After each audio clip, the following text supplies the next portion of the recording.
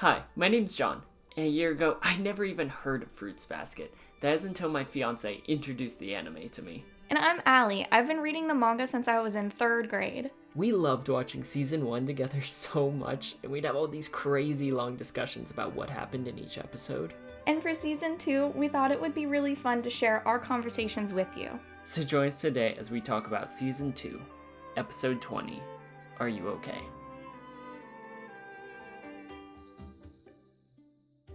So if you're a returning listener, then welcome back. If you're a new listener, then we're happy to have you on this week's episode of our Fruits Basket podcast. So if you like this kind of content, you want to see more of it coming from this channel, then make sure to subscribe and ring that notification bell so you never miss another upload. And share it with all of your friends wherever you share things, whether that's on Twitter, Discord, Reddit, or anywhere else. But with all that out of the way, where are we starting? We're getting a flashback of Yuki when he was saying that Rin and him have something in common. What could that be? They're both yearning for the same thing. I have no idea. But he said that it's the thing that they yearned for. Mm-hmm. And, she's hugging Tohru. We see him flashing back to Tohru a lot in this episode. I wonder if only we had a theory about how he saw Tohru. Like, maybe that she's motherly towards him? I don't know. She could be the love of his life. True. She could be. But, like, that's hard because my headcanon right now is that her and Kyo are married. And I don't see Yuki as being, the homewrecker type. He's already accepted it. That's what all of those zoom-ins on him, like, weirdly, longingly staring at them is about. It's him being like, do I home wreck? Do I home wreck or not? Okay, so you're thinking that he's yearning for a mother? Yes. Or not necessarily, like, a mother in and of itself, but I think he's yearning for someone who cares about him in a maternal way that he never experienced to any legitimate degree. Like, even in this episode, he said that his mom, just saying that he shouldn't stay on his phone too long, was the most motherly thing that she's ever said to him. Yeah. Which, like, that's really sad. Yeah. That's pretty sad. And she almost looked embarrassed saying it. Yeah, the way that her posture was and, like, her body language. Very closed off, like, as turned away as she could be, and she was blushing. She doesn't have practice with being a mom. Yeah. But I wonder if this is almost like a small, like, baby step in the right direction. Her realizing that ever since the interaction between Yuki and Ayame at the school, that maybe she really sucked a lot. And who knows? I hope she's been kind of lingering on that in her mind. Because I'm not of the belief that anyone's inherently evil. I think she was a terrible parent to Yuki and Ayame. And it's likely very much up to her parenting that they experienced the traumas that they did, and without any familial support, But, maybe she's realizing that she was wrong, and this, even though it's so small, it's her trying to reach out a little bit. Or maybe that's just my idealisticness, hoping that that's the case. Yeah. She might still just be terrible, and maybe she's just a boomer. I mean... Don't be on your phone too long. Those things are rotting your brains. Sorry. I'm sorry. I'm sorry to anyone who is technically of the baby boomer generation is a meme. Anywho, then we move on back to the classroom after the opening. And they're talking about what they're going to be doing for the culture festival. They're putting on Cinderella. Which, like, is so random, but I love it. Oh yeah, and they're excited to hear about the roles. Can we just talk about the roles?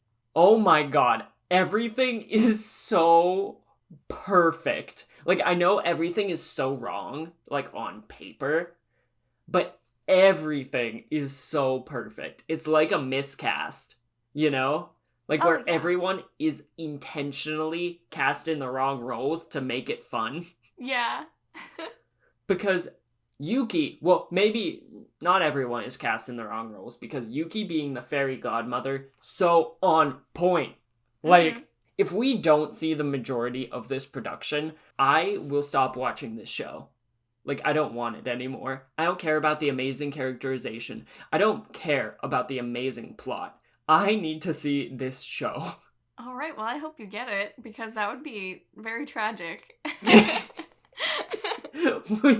Just stop the podcast, never talk about the show again, because I didn't put on Cinderella. Oh my gosh. But no, seriously though, like, Tohru having to play the evil stepsister, and she's like, I'll be more evil than the devil himself. Like, she is so cute.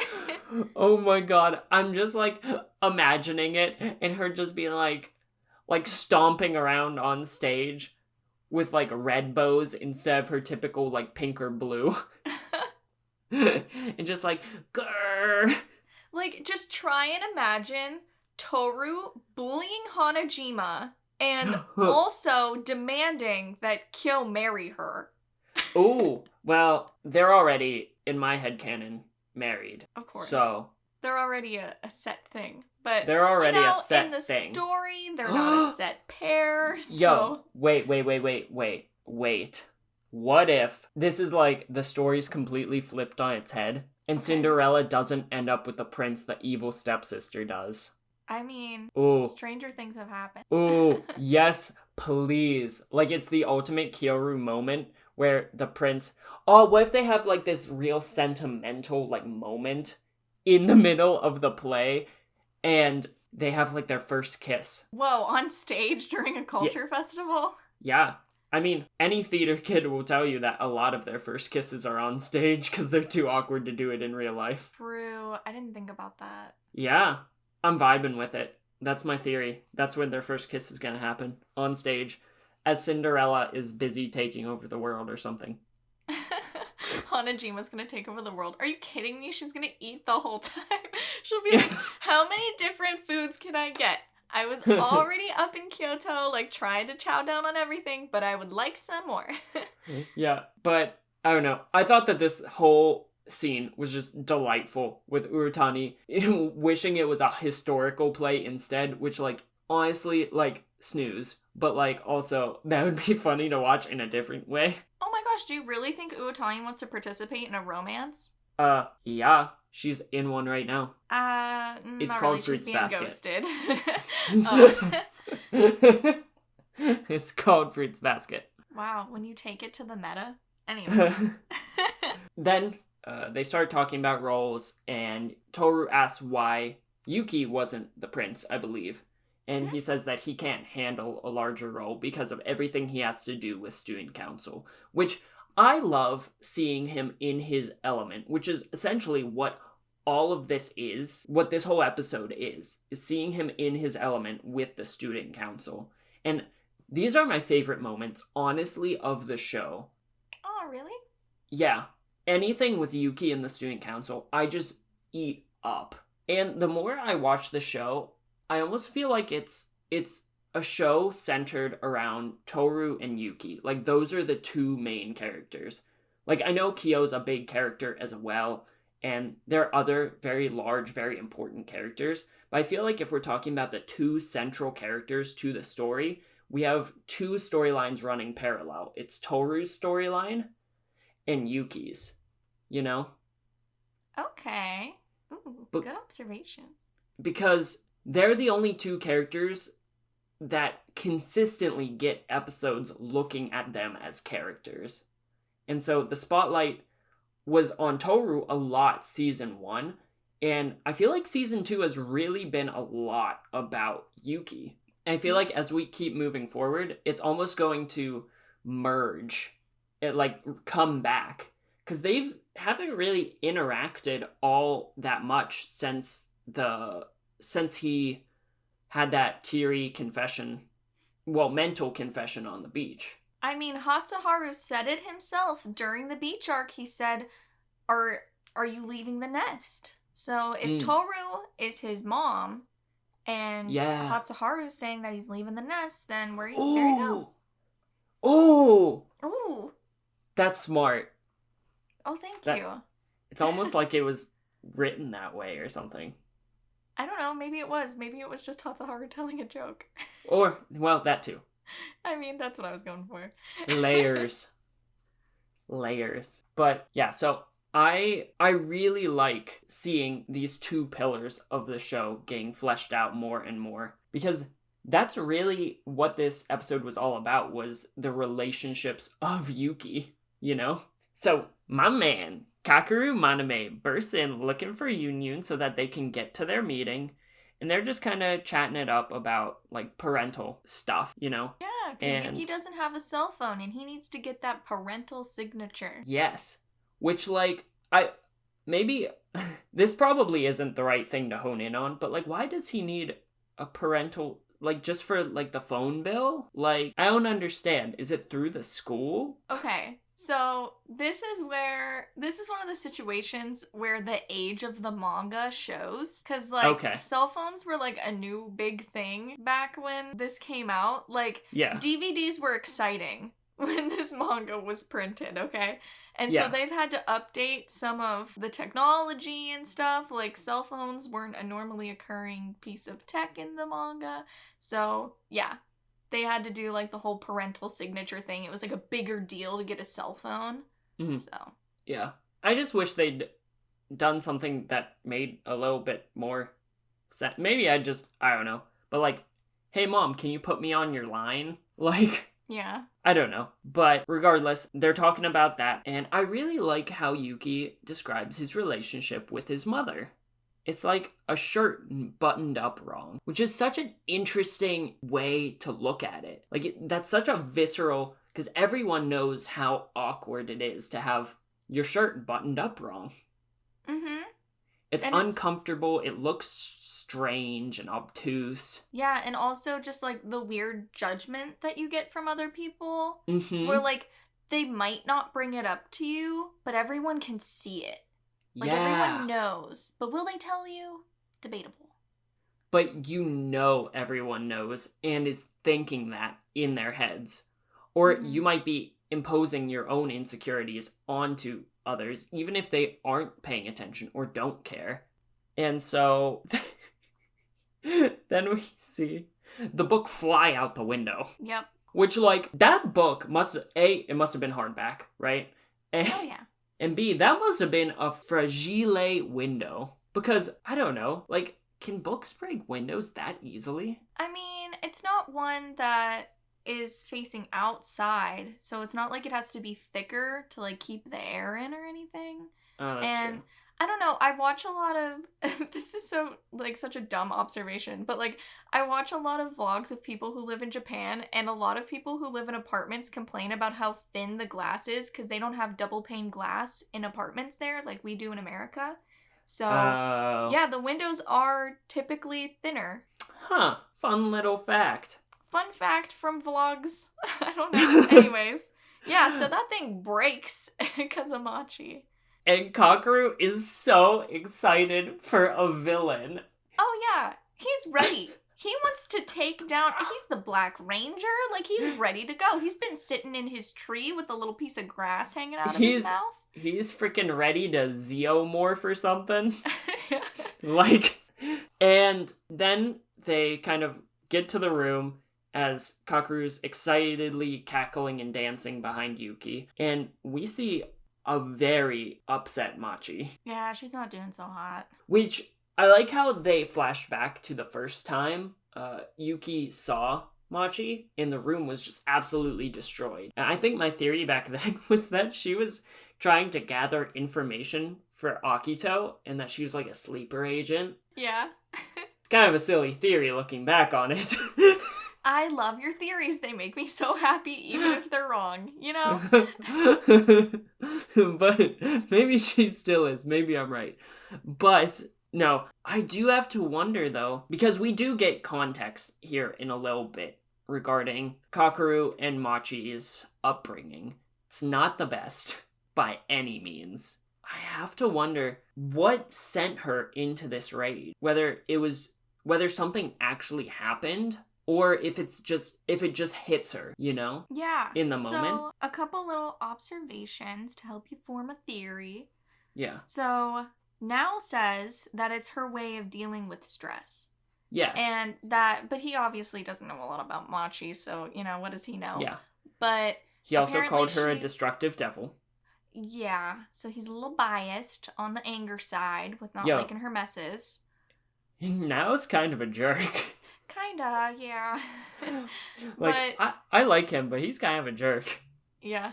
She apparently does this a lot, and she'll, like, turn over books and boxes, and she'll just, like, do whatever, you know?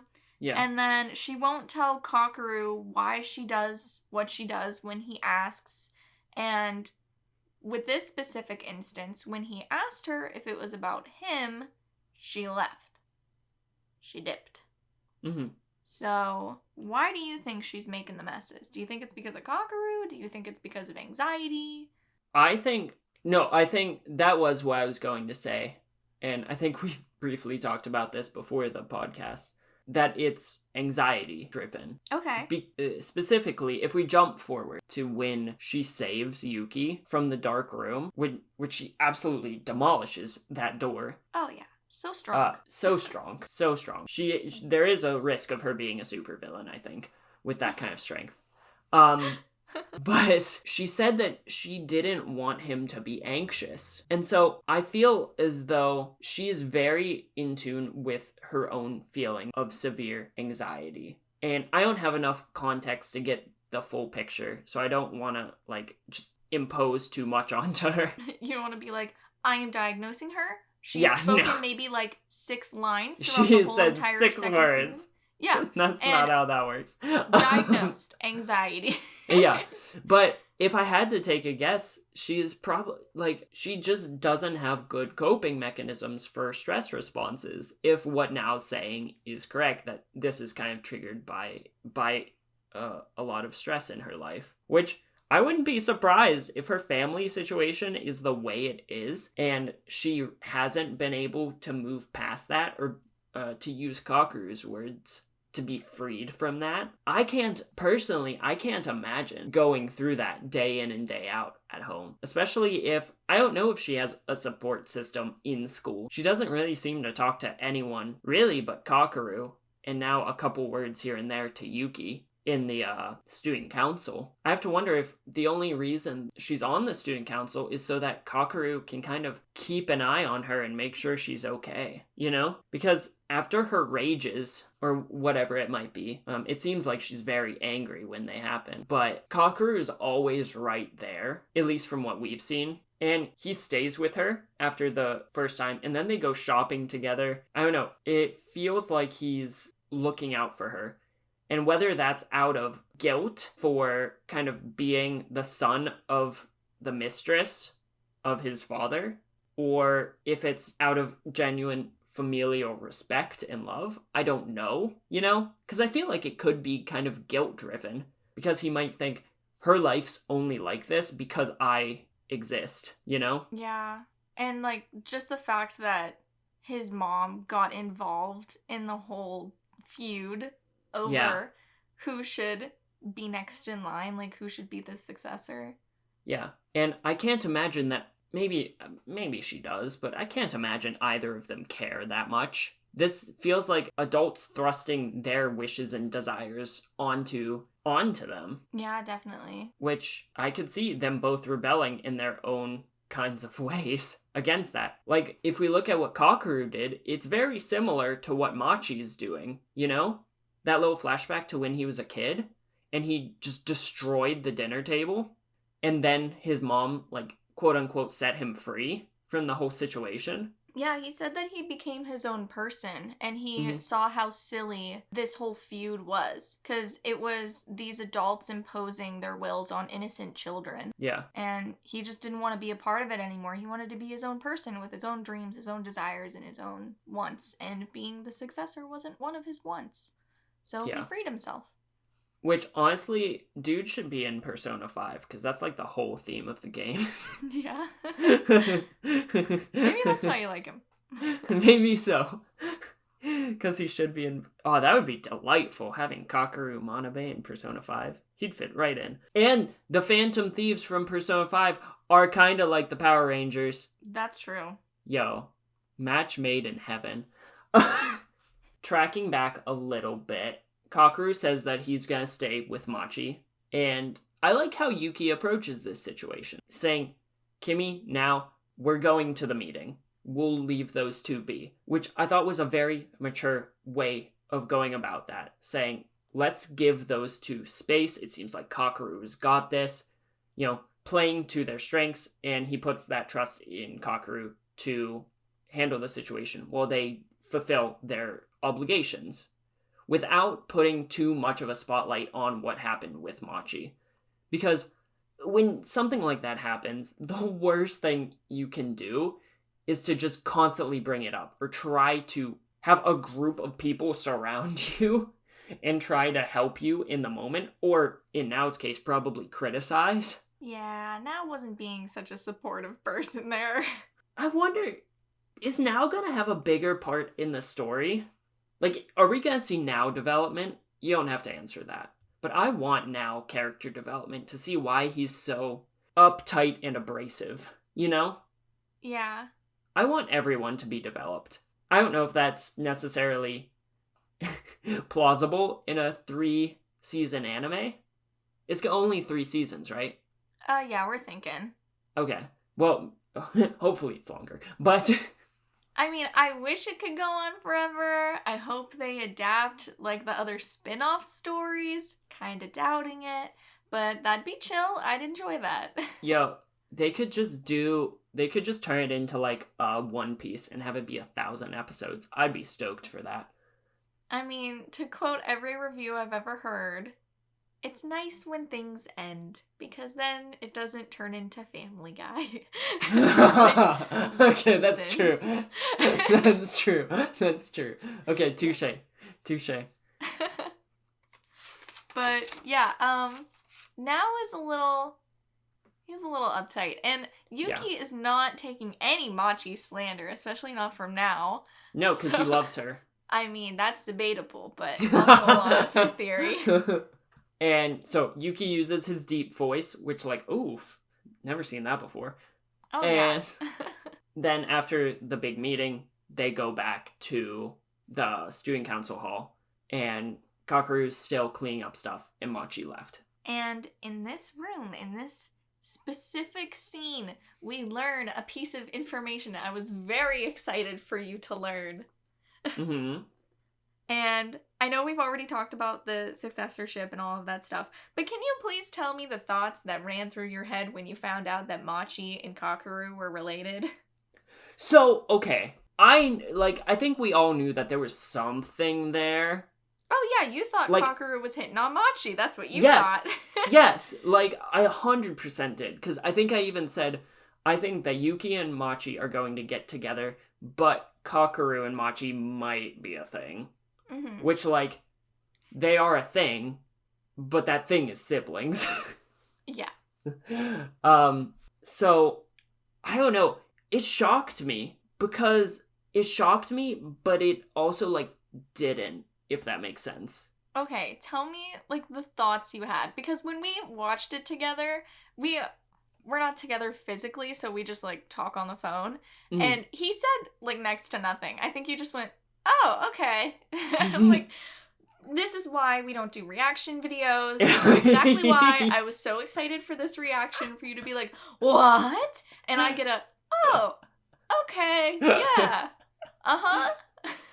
I don't know. It kind of makes sense. I mean, it does make sense, because it's true. It's what they are. It is what's written. Yeah. I don't know. I wasn't like, I'll be honest, I wasn't like, what? Nani?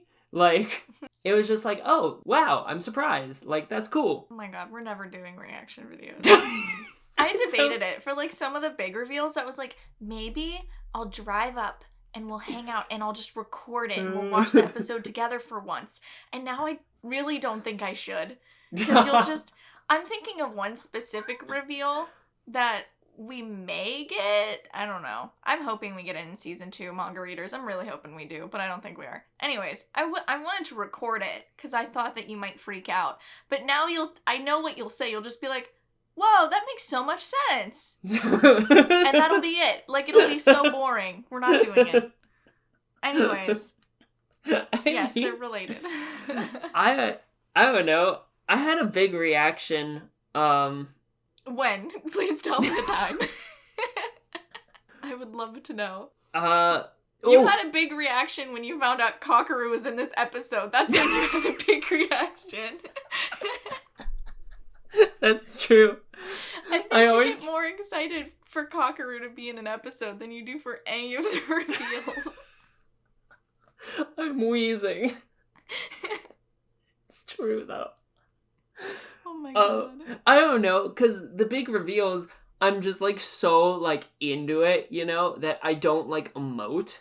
Unless it's something that's, like, really sad, like in the Rin episode, where I, like, actually cried, you know? Yeah. But, yeah, my biggest reaction is laughter anytime Kakeru says, like, anything. Oh, yeah. And so, I adore Yuki and Kakeru's budding bromance here. Yes, especially when Kakeru had thrown the papers and everything, and Yuki wasn't quite getting it yet. And then by the end of their conversation, Yuki's throwing those papers. He gets it. He's on, quite literally, the same page. And I'm so sorry I did that to you. But yeah, I love that scene. It makes me cry. Oh my goodness. Yeah. And I think it's fitting because it's an excuse for them to keep talking, you know? Because if they were just kind of talking, I don't think that either of them are the most emotionally apt people. And so they need like an excuse to have these deeper conversations.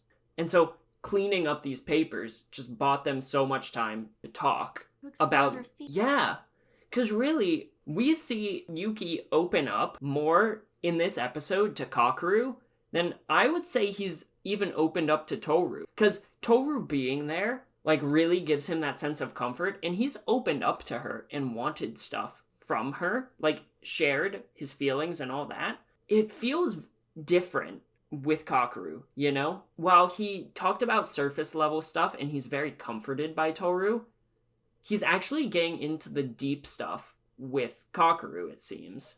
So if Tohru's the mother figure in his life, it's almost like Kakeru's the best friend he's never had, you know? Like, he's had Hatsuharu, and they're very close. But, like, I think it was very symbolic in that last episode when Hatsuharu, like, quote-unquote, passed the torch off to Kakeru.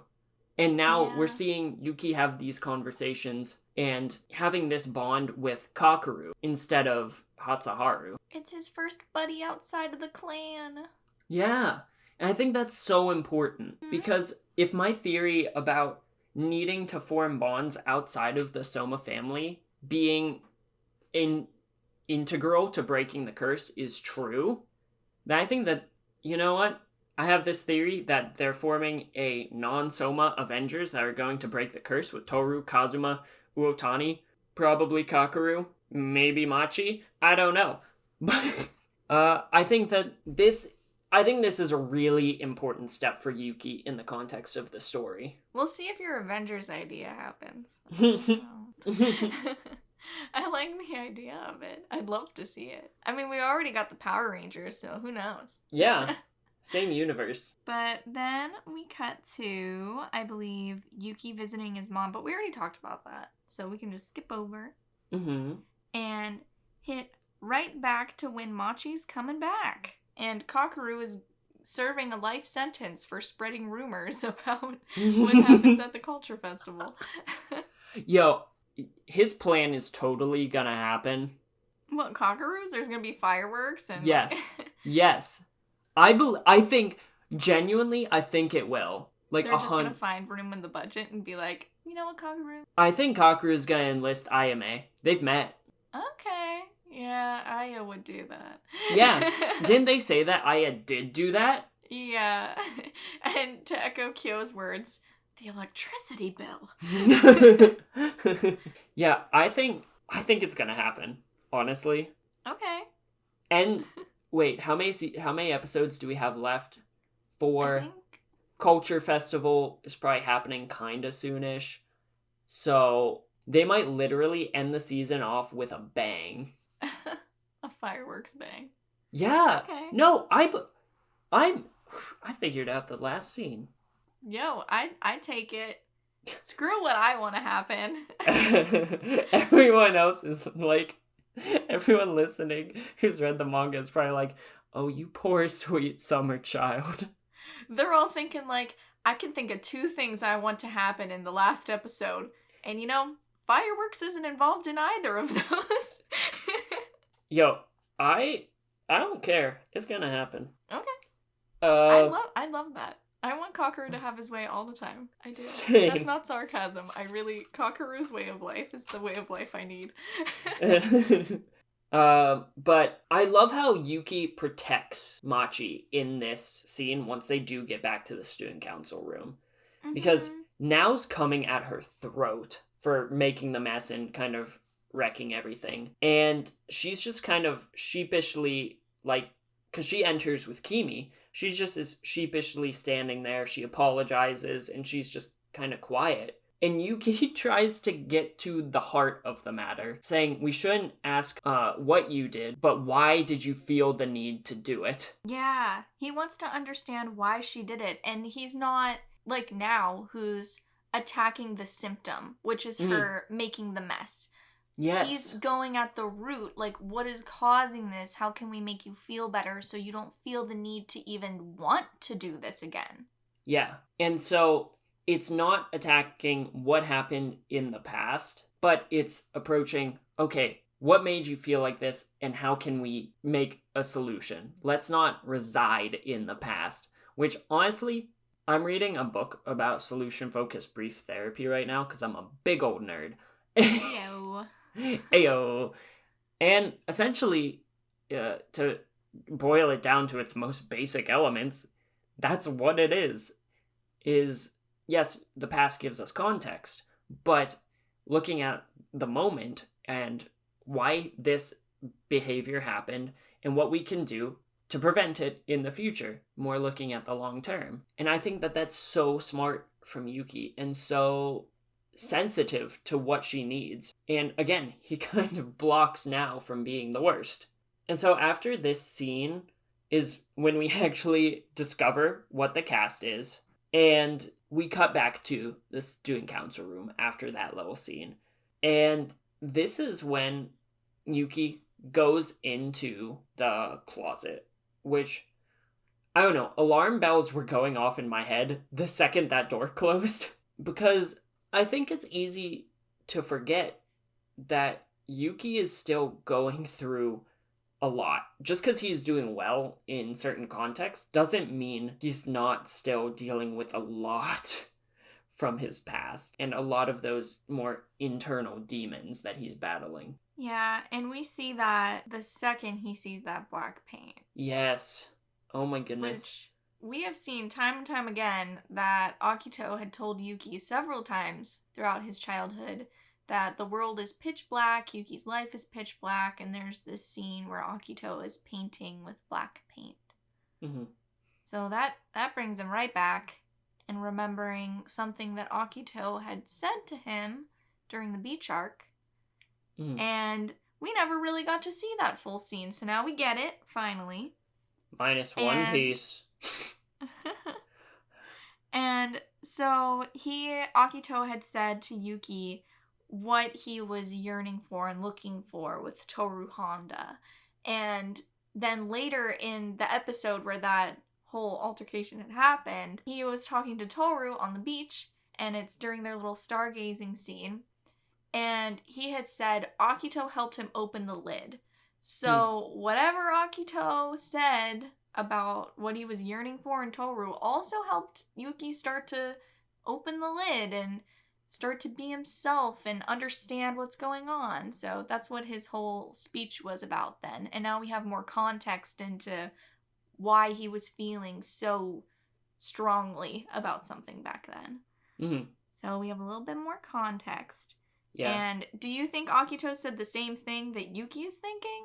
So I think that Akito said what I'm thinking, that maternal figure, you know? Mhm. But like we talked about way back in the beach arc when that was happening, I don't think Yuki understood what he was looking for from Tohru. I think he knew he felt strongly about her somehow in a positive way because she's a female that's his age, but he couldn't put his finger on it. And I think that when Akito said that to him, that almost was the light bulb, that aha moment of, oh my god, that's what I'm feeling. Because he made like kind of strange and uncomfortable, in my personal opinion, romantic advances towards Tohru prior to that. And none of them felt like fully... It never felt like he had his whole heart in it. It just felt like something he was supposed to do and he was just kind of going through the motions. After that, his attitude towards her completely shifted. And we didn't see them interacting that much, and she just fell into that support role to him. But he hasn't made any of those quote-unquote romantic advances on her anymore. And typically, he's wanting the best for her, even in her relationship with Kyo, which is why he gets so annoyed when Kyo is a doofus. And so I think Akito hit the nail on the head and unintentionally gave Yuki the answer he was looking for when he was really just trying to chide him, you know, really get under his skin. So it was like Akito was saying, you can't have romantic interests for Tohru. You're looking for a mom. Like... Mm-hmm. Obviously, you're one of my possessions. You can't have any romantic interests. Yeah. But meanwhile, that's actually how you're thinking Yuki felt. And he's like, yo, you just unlocked the lid. It is coming off. This like, makes sense. I get it now. Yeah. He actually had like this huge growth moment. Yeah. And now he knows, okay, this is what I want in like a maternal figure, namely Tohru. And now I think he's able to understand, maybe I understand what it's like to want a romantic relationship. Machi. Wow, weird. That was a weird cough. Wow, crazy. You okay? No, yeah, I'm good. Thanks. But he is having those triggered flashbacks. He's very anxious in that moment. He admits it himself. And that's when Machi breaks down the door. Ayo, she's breaking down those doors. She's like, you want a supervillain? I'll break the window, I'll break the door. Yeah. And she saves him in that moment. And I think it's very telling that she is the one who kind of sprung into action to break down the door and save Yuki, you know? Because, like, maybe this is a stretch, but we saw her reaction to him giving her that leaf, right? Like, it was very, like, shoujo bubble, like, very happy. And I almost feel like they said that their dad was loaded, or Kakeru said that. I feel like that was the most thoughtful and genuine gift she's ever gotten. Because I feel like in these types of shows, when someone's family is in these weird political disputes, like trying to find the heir in whatever they're doing, you know? Maybe she's been given loads of empty gifts throughout her life, and maybe that leaf was the most meaningful thing she's ever gotten from anyone, because it showed that he didn't have to think about her, but he did. And so I almost feel like that may have resonated with her. This might just be my ship bias. But then him protecting her from now and wanting to learn more about her and what her internal experience, she wanted to like step up even in that small way of saving him from that locked room, which he could have gotten himself out of. He said, "Can I just kick it down?" And I don't know. I thought that character moment between those two was really interesting and kind of, I don't know, it adds fuel to the fire that I think that they're going to end up in a relationship, which, oh my god, that would make Yuki stepbrother-in-laws with Kakeru. That's the real reason you want it to happen now.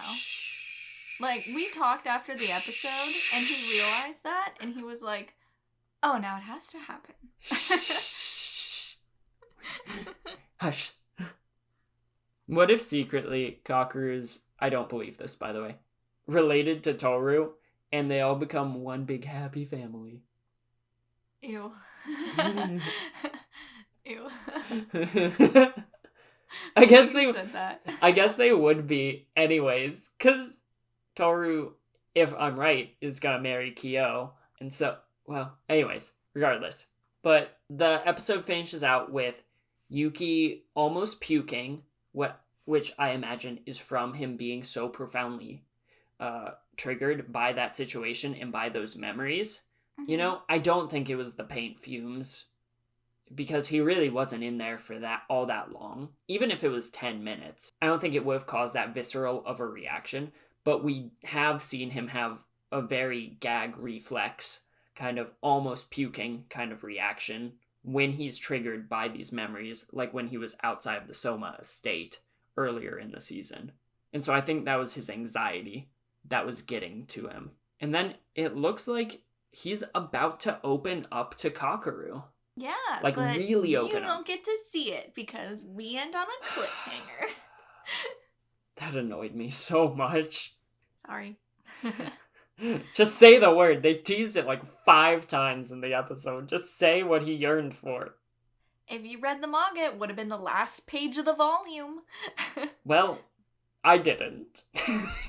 I personally think that the way that they're going to reveal what he said, which you can assume will be in the next episode, I think it'll be easier for anime viewers to watch because it does get repeated in, like, the chapter. Like, they say it at the beginning and at the end. Mm-hmm. So I think by only showing it at the end, it'll have more of an impact for anime viewers that, as manga readers, we didn't need that kind of, like, impact because we get more from, like, white space in the drawings or from the way that the pages turn. Like, that's already how we get our impact, but I think this will be better for anime viewers. So, as much as it annoys me because I wanted to hear the word of what he was yearning for, I get it. I get it.